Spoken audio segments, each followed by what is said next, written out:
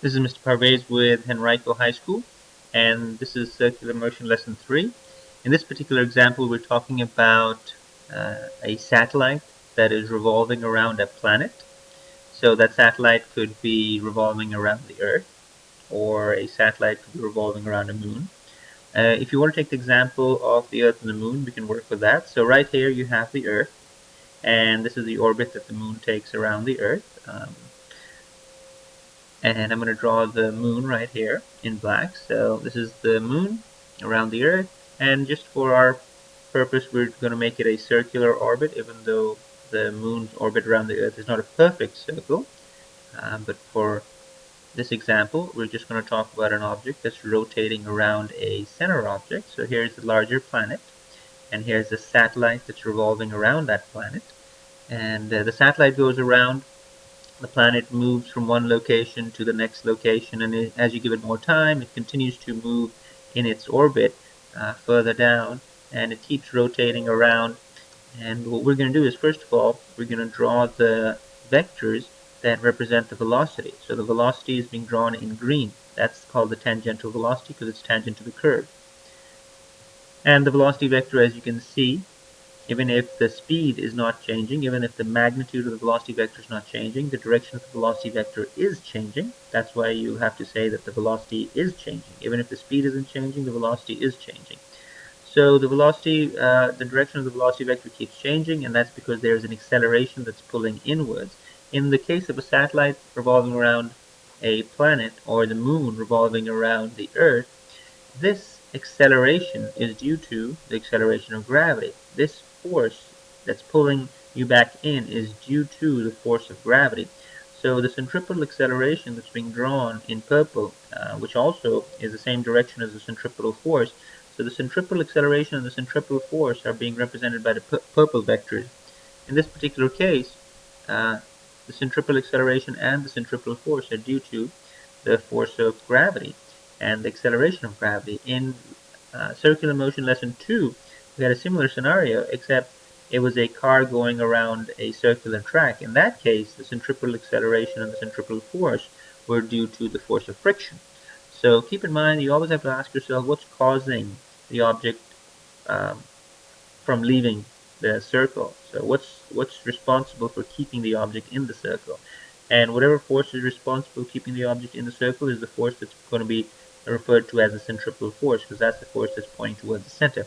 So once again, you can look at this and you can say, well, the centripetal accelerations, even if the magnitude of the centripetal acceleration in purple is staying the same, the direction of the centripetal acceleration, the purple vector, is changing. So you'll have to say that the acceleration is constantly changing also. So the speed may be the same, but the velocity is changing and the acceleration are changing. So I'm going to show you how you can use this to calculate what speed should this satellite travel at so it can maintain the orbit. Because if the satellite travels faster than that speed, it's going to leave the orbit and it's going to run away from the planet. And if the satellite travels slower than the speed, then it's going to collapse. Its orbit's going to collapse on itself. Orbit's going to become smaller and smaller and smaller, and it's going to collapse onto the planet. So how do you calculate what is the speed needed for that satellite to maintain its orbit? You're simply going to go through the same exercise you did in the previous example when we were talking about a car that was going around a racetrack, except in this case you're going to say that my centripetal force is due to the force of gravity. So you're going to say, here's my centripetal force, and here's my force of gravity. And what we're going to do is we have to decide, we have two objects in play over here. We have a center object, and we have an object that's rotating around it. So we're going to call this object your mass, we can call this mass 2, and we'll call the object that's rotating around mass 2, we're going to call it mass 1. So the centripetal force is on mass 1. So the centripetal force equation is going to be m1 v squared over r, because that's the equation for centripetal force, mv squared over r. And the force of gravity equation, the more precise equation, is g m1 m2 over r squared. Keep in mind that g is your gravitational constant. It's a number that's going to be given to you. I'll go ahead and put it up here. It's 6.67 times 10 to the negative 11 newtons meters squared over kilograms squared. This value will be given to you, don't have to memorize it. M1 is the mass of the satellite, M2 is the mass of the planet that's in the center. So if it's the moon and the earth, then M1, I'm deciding to keep M1 as the mass of the moon, M2 the mass of the earth. It doesn't make a difference which one is which. The important thing to realize is that your M1s are going to cancel out, and one of your radiuses are going to cancel out. So what you're going to be left with is V squared is equals to G M2 over R.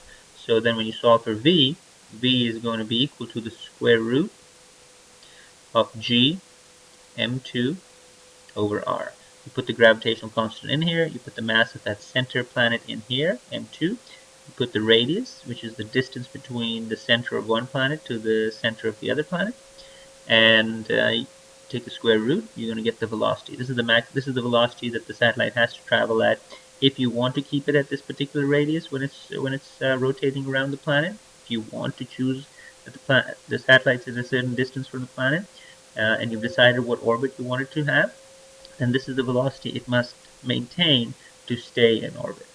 And that's how you calculate the velocity of a satellite that is revolving around a planet.